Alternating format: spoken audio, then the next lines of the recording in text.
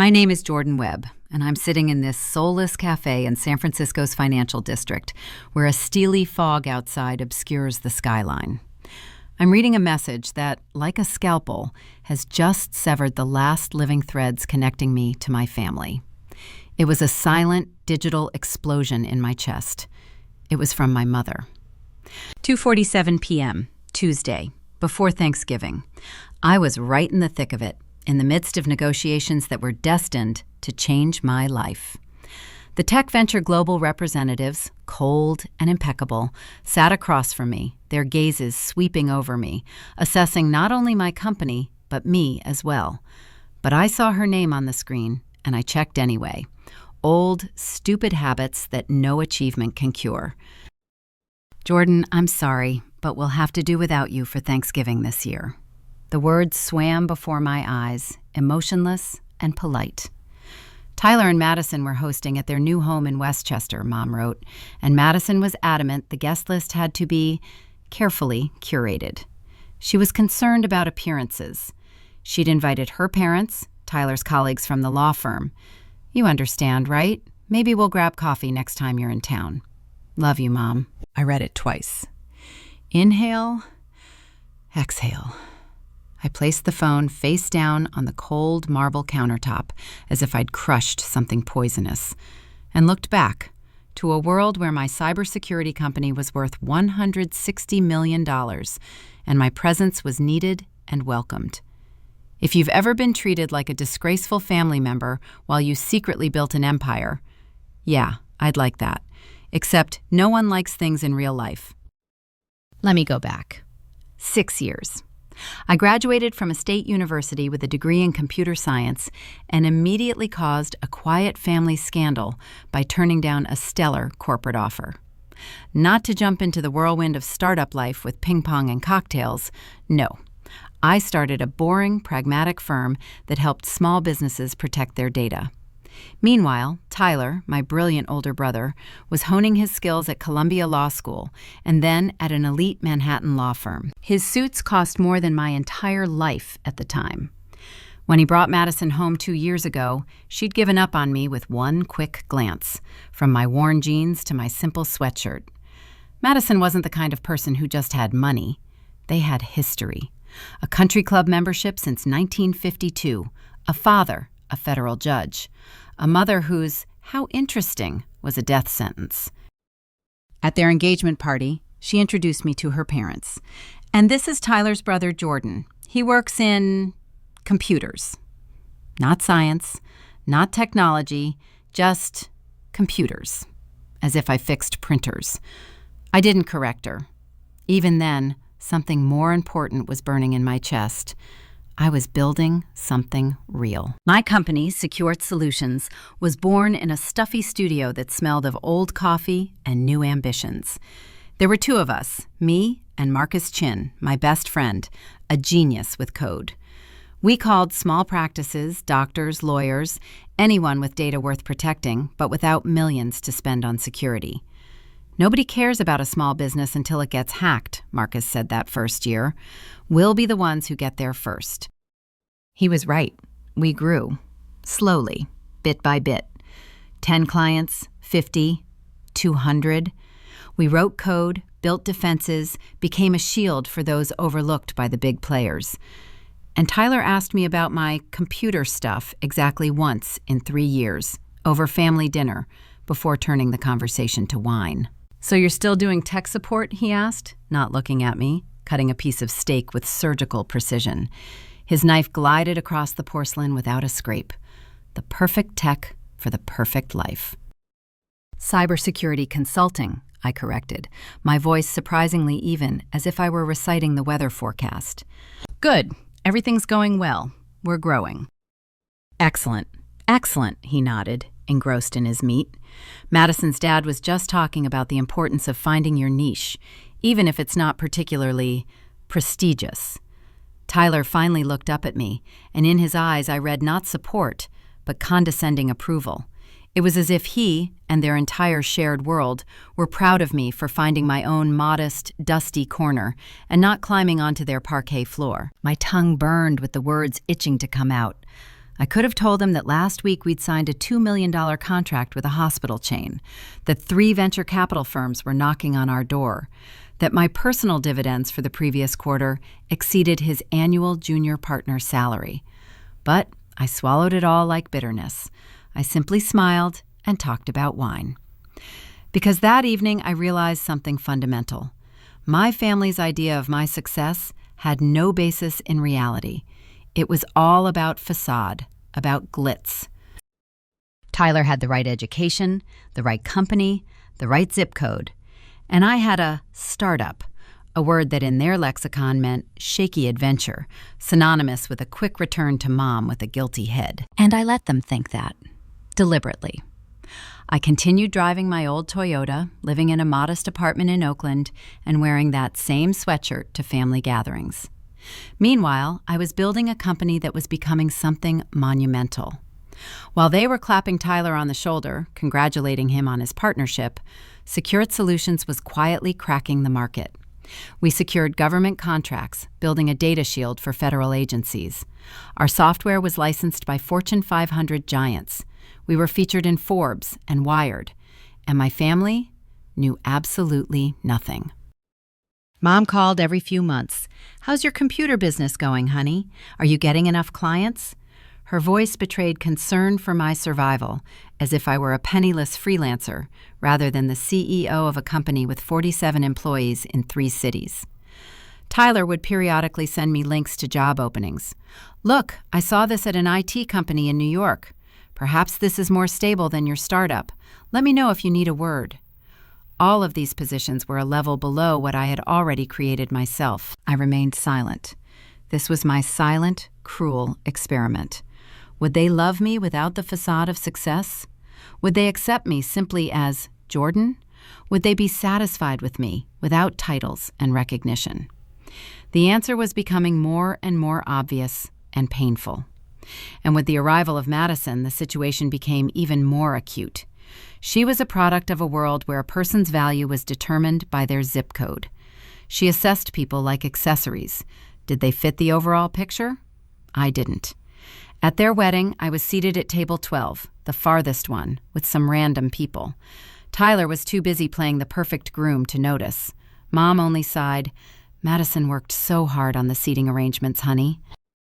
The final straw came when they moved into their new home in Westchester 6 months ago, a perfect colonial mansion, screaming of the heights they'd achieved. They threw a party. I wasn't invited. It was a very intimate gathering, my mother justified herself, just Madison's family and Tyler's colleagues. And later I saw the photos on Facebook. There were about 70 people there. That's when something snapped inside me. I stopped pretending it wasn't hurting. I finally saw that my experiment had produced a clear, humiliating result. My family didn't want a relationship with me. They wanted me to either fit into their narrow, prescribed framework or quietly disappear from their horizon. So I dove headfirst into the only thing I could control: business. Tech Venture Global approached us in July. They were a titan, and we were a stubborn sprout, breaking through the asphalt of their industry. They've been watching us for 2 years. Our government contracts became a beacon for them, our own software, proof. "We're ready to make a serious offer," their CEO declared at our very first meeting. "Your company fills a critical gap. Security for small and medium businesses is a gold mine, and you found a way to mine it for diamonds." Months of negotiations, grueling due diligence, and endless clarifications followed. Marcus and I lived on planes between San Francisco, New York, and Boston, surrounded by lawyers whose hours were worth a year's salary for my first employee. I maintained an icy silence in front of my family. The final offer arrived in mid-November, $160 million. $40 million in cash for me personally. The rest was in stock and bonuses. I was offered to stay on as division president for 3 years, with so much autonomy and a salary that Tyler's income would have seemed like pocket money. We signed the papers on the 22nd. The announcement was scheduled for 6 p.m. Eastern Time on November 23rd, Thanksgiving Day itself. I hadn't planned for such dark irony. Tech Venture wanted to get it done before the weekend to capture the news cycle. I accepted without looking at the date. And then a message came from my mom. And I, sitting in that cafe, reading that I was too poor and unimpressive for their holiday table, started laughing. Not bitterly, sincerely, to the point of tears at the wild, surreal absurdity of what was happening. Marcus looked up at me. "What's so funny?" I handed him the phone. He read it, reread it. His face turned stony. "Are you kidding?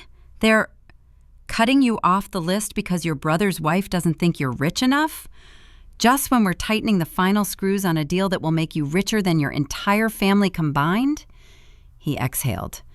"The irony is devastating. Are you going to tell them?" I thought about it. Seriously. "No," I finally answered. "We'll see what happens." And here's what happened. Thanksgiving, 6:04 p.m. Eastern Time. I was sitting in my Oakland apartment finishing my Thai noodles and watching an old movie. My phone twitched with a news alert. Breaking: Tech Venture Global acquires Securit Solutions for $160 million, expands presence in SMB security. Then another. And another. TechCrunch, Forbes, Bloomberg, Reuters. The story spread like wildfire. On a day when there's no news, business journalists seized on it like manna from heaven. By 6:15 p.m., CNN had it at the top. By 6:30 p.m., it was running at the bottom of the screen on MSNBC. My phone rang at 6:47 p.m. First call, a college roommate. "Dude, you just sold your company for 160 limbs?" Second, a former professor. "Jordan, I just saw the news. Brilliant, congratulations."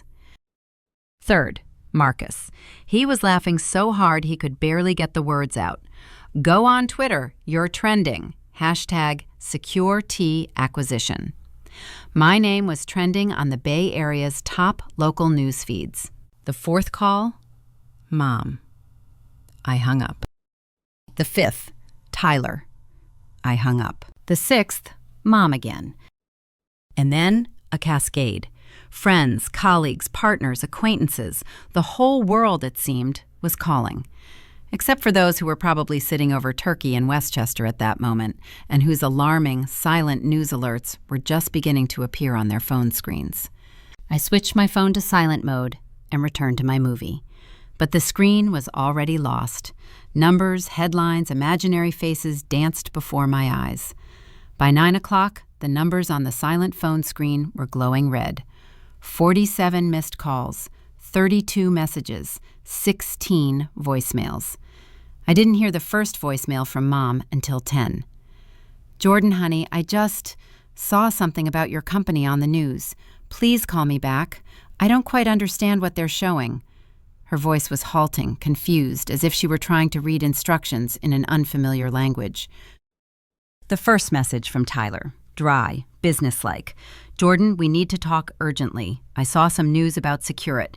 We need to make sure you haven't been drawn into some kind of scam or something." And then Madison's voice.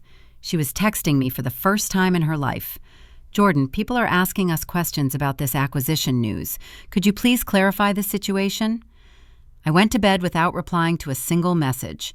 Boundaries aren't walls. They're a door you finally decide to close from the inside. Friday morning brought a new wave. The story was growing in detail.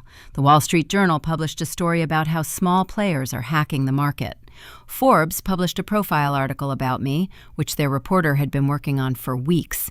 It was full of details, figures, and quotes my family had never heard. Business Insider dissected the deal. My phone screen showed 103 missed calls. I answered at exactly noon, with a single message. In the same family group chat from which I'd been quietly removed 6 months ago, but which still technically allowed me to message. "Happy Thanksgiving, everyone. Sorry I couldn't make it to dinner. I was busy closing a business deal.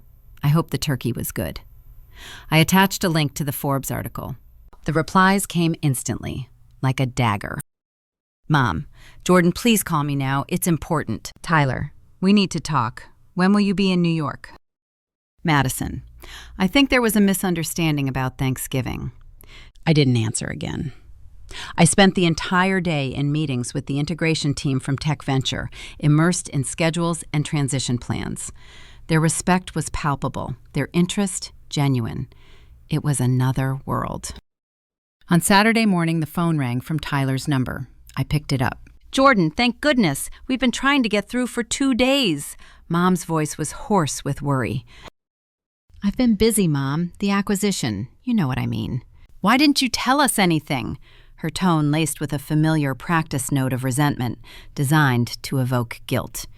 "It's our own family, and we find out about it from the news."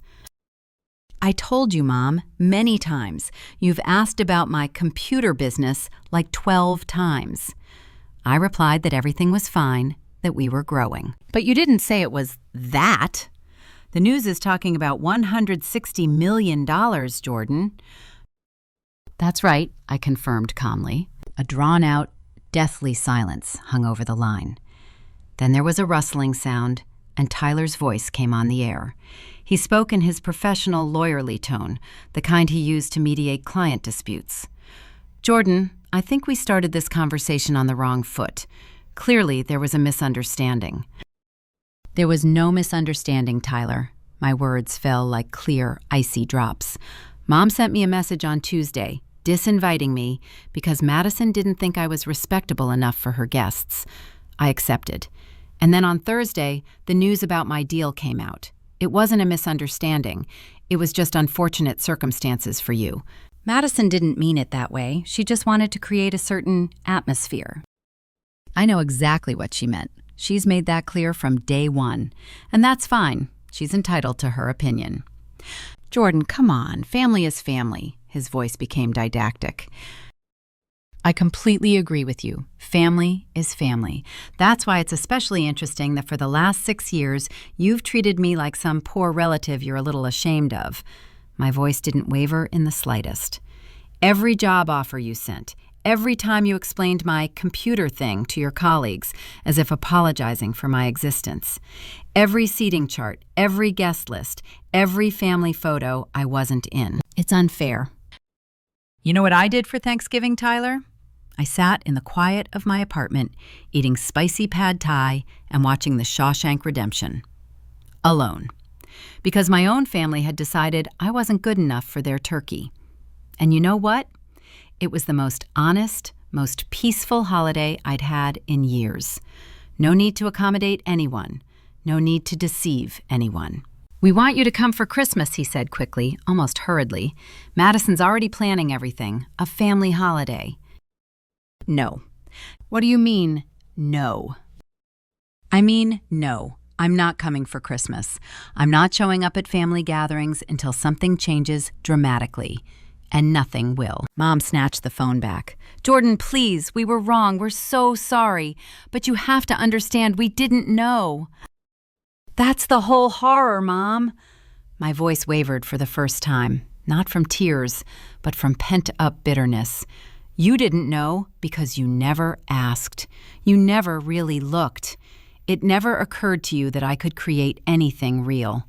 You just assumed I was failing because my success wasn't like Tyler's, because I didn't have that gloss. We love you." Her cry was full of despair. "Do you love me? Or did you fall for the idea of a successful daughter, someone you can now brag about because I've finally justified your investment?" She started crying. Those sobs, which had previously made me cringe with guilt, now bounced off some new, cold inner wall. "I have to go, Mom. I have meetings all Sunday. Have a happy holiday." I hung up. The next call was from a number I never expected to see. Madison's father, Judge Harold Preston. This was a particularly brazen act. "Miss Webb, this is Harold Preston. I believe we met at my daughter's wedding." The voice was velvety, weighty, accustomed to command. "Judge Preston, how may I help you?" "I wanted to reach out to you personally regarding this unfortunate misunderstanding over Thanksgiving. Madison is deeply upset. She feels absolutely terrible." "I'm sure that's true. She's a young woman simply trying to build a life with your brother," he continued, as if reading a verdict. "Sometimes mistakes happen in such cases. You, as a reasonable person, can certainly understand that."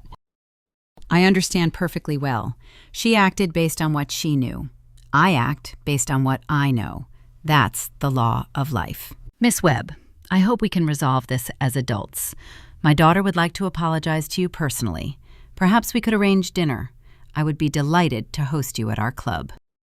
The country club, the very one. Madison mentioned it with bated breath, a place where no new members come from the wrong circles. "Judge Preston, I appreciate your call, but I'm not interested in dinner at your club or anywhere else. Your daughter has made her feelings about me perfectly clear. I've simply accepted her assessment and moved on." "I think you're being unreasonable." "And I think I'm being perfectly reasonable. Your daughter didn't want me at her table because she was afraid I'd ruin her level. I just want to relieve her of that worry forever. Goodbye, Judge." I hung up on the federal judge. And I felt wonderful. Free. The voicemails continued to pour in like confetti after someone else's parade. Aunt Carol, whom I hadn't spoken to in 3 years. Uncle Jim, who once advised me to find a real job.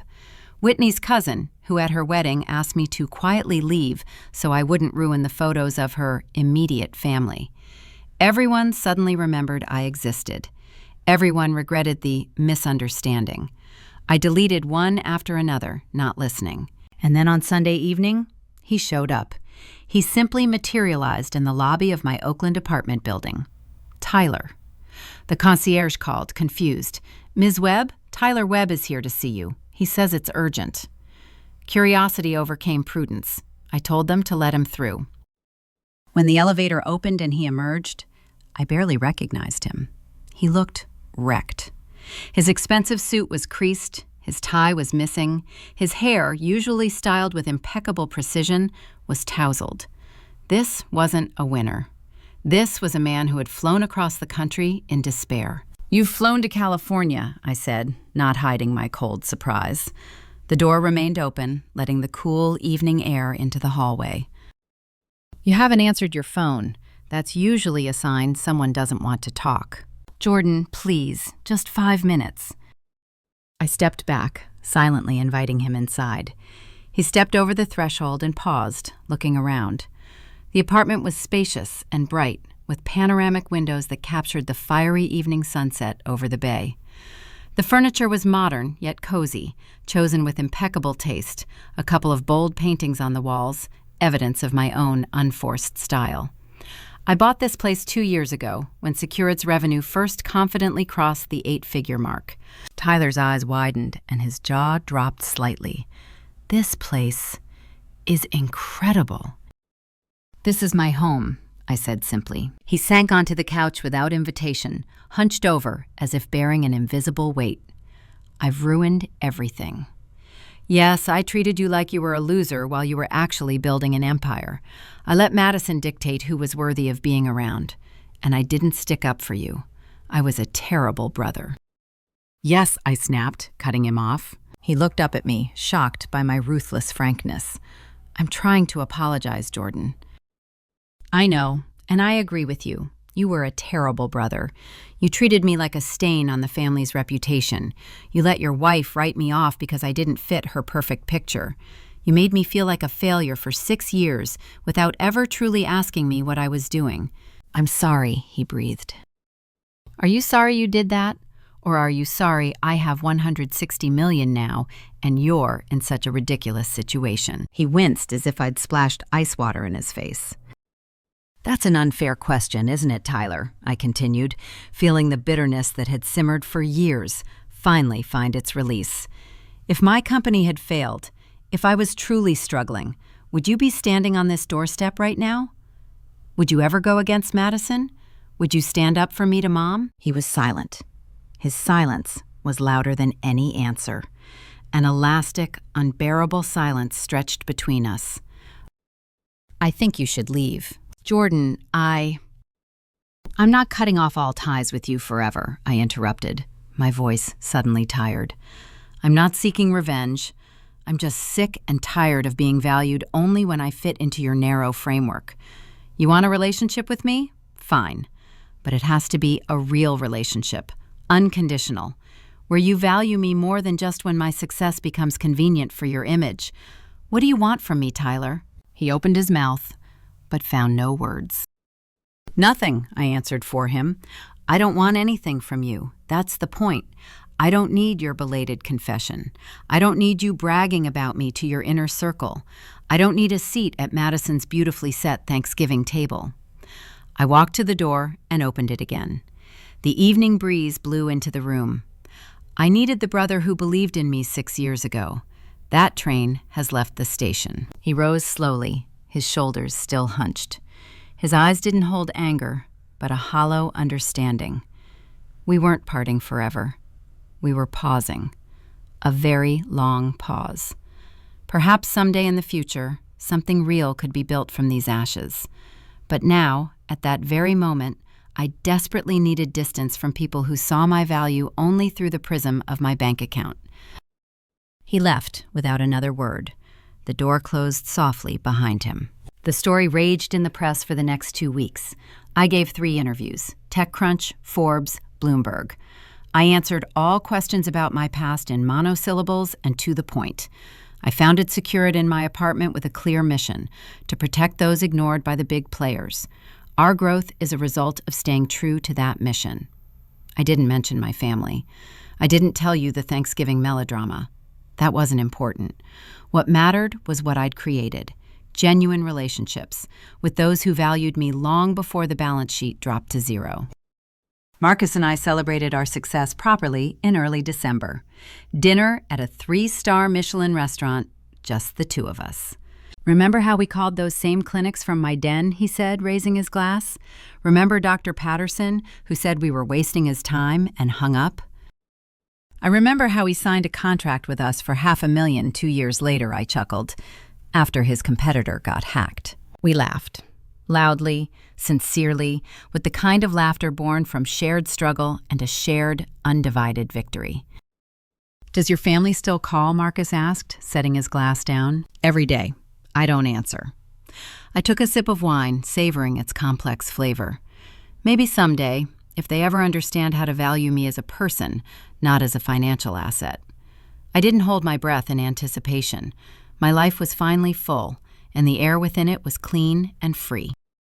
Christmas had arrived. Not a cold, lit-up Christmas, but a real Christmas, hot and salty. I spent it in Hawaii with Marcus and his huge, noisy, unapologetically loving family. We rented a house on Maui where the ocean was warm and the laughter was loud.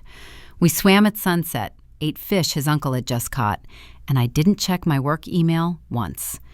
It was a celebration filled with simple presents, not ostentatious approval. Mom sent a postcard to my office. Inside was a long, neatly written letter about family ties, forgiveness, and how her heart ached with longing. She didn't apologize for that message. She apologized for not appreciating the scale of my success.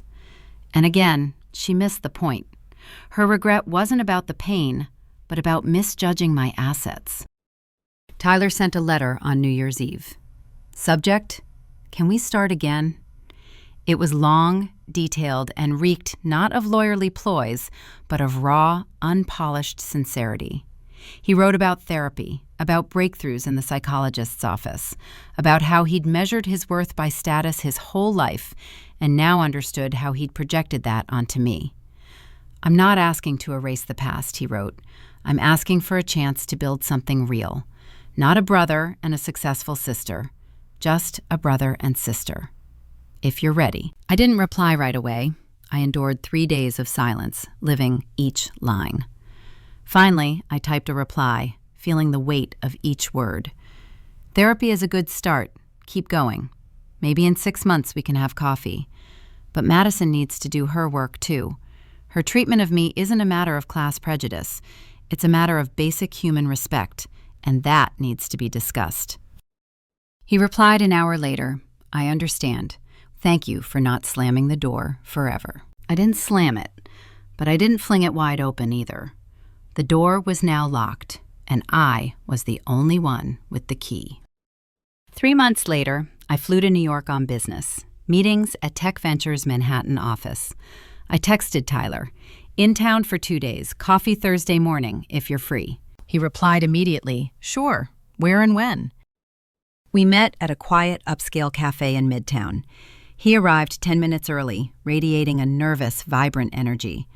I arrived right on time. "Thanks for agreeing to meet," he said. "Thanks for being on time," I retorted. We ordered coffee. The first 5 minutes were spent discussing the weather and neutral topics, a ritual to test the waters. Then Tyler took a deep breath as if diving into cold water. "I'm still going to therapy, twice a week. Madison and I are seeing a couples therapist, too." "How are things going?" "It's hard, very hard. She's facing the assumptions she grew up with, values she never questioned. Her parents, to put it mildly, aren't thrilled. She wants to apologize to you, sincerely, not just for show." I looked at him. He really did look different, more worn, less polished, but more alive. "I'm not ready for her apology yet, but I'm glad she's working on it. That's something." He nodded. "Can I ask?" "Sure. Why didn't you ever tell us? About the company, about the success, about everything?" I was going to lie, give a convenient, innocuous answer, but we were trying to be honest. "Because I wanted to see if you'd love me without this," I breathed. "Would you respect me without money, status, and a big deal?" And for 6 years straight, the answer was always the same. "No, you didn't." My words hit him physically. He leaned back as if caught in a gust of wind. "You're right, I know, and I don't expect you to forgive me." "Okay, because I haven't forgiven. But I'm open to the possibility of forgiving someday. It's the best I can offer right now." We talked for an hour. Really. He talked about his demons, the pressures of Madison's world, how he'd chased external approval for so long that he'd forgotten what was inside. I shared stories about the early days of Securit, about failures, about moments of despair, about how every exclusion from a family celebration left a scar worse than any business failure. When we stood up, we shook hands. There was no hugging. We hadn't reached that point yet. But there was something genuine, not staged, about that handshake. "Thank you," Tyler said, and his eyes showed not feigned sorrow, but determination. "For this chance." "Don't let it slip away," I replied quietly. "I won't." 6 months later, I was having dinner with my mother, just the two of us. She'd flown to San Francisco insisting on a hotel room, even though I'd offered a guest room. We met at a restaurant she'd chosen after a long search. It was important to her to show she'd made an effort. "Your apartment is beautiful," she said, avoiding my gaze. She'd stopped by during the day. "The view is stunning." "Thank you. I love it," I replied simply. "Jordan, I have something to say, and I need you to let me finish before you answer." I nodded, clutching a cold glass of water. She pulled a folded piece of paper from her purse. She wrote it down. She actually wrote down what she wanted to say. Her hands trembled slightly as she unfolded it. Her voice was quiet at first, but she forced herself to speak clearly. "I failed you as a mother, not just at Thanksgiving, years before that. I prioritized Tyler's accomplishments because they were easy to understand and boast about. I ignored your work because I didn't understand it and didn't take the time to learn. I allowed Madison to exclude you because it was easier than confronting you. I judged your worth by external attributes that had nothing to do with who you are. And I apologize. Truly, deeply, I apologize."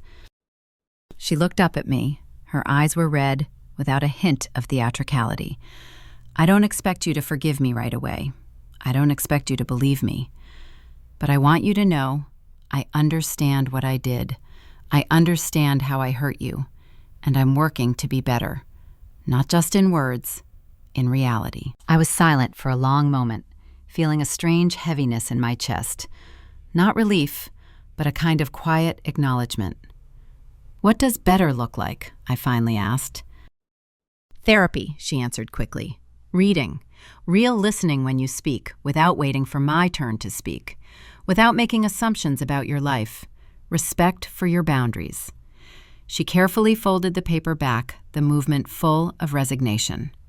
"Accepting the fact that you may never want an intimate relationship with me again, that I may have ruined everything beyond repair." "I don't think everything is beyond repair," I said slowly, the words feeling foreign, yet right.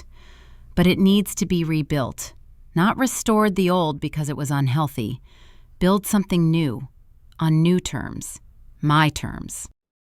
We sat for 3 hours. We talked about my childhood, about her own traumas, about the family patterns that had broken us all. It was uncomfortable, painful. She cried twice. I remained calm, maintaining the distance necessary for honesty. But it was real. A year after that fateful message, I hosted a dinner at my home. Small, without fanfare. Marcus and his wife, 2 colleagues from Secure who had become family.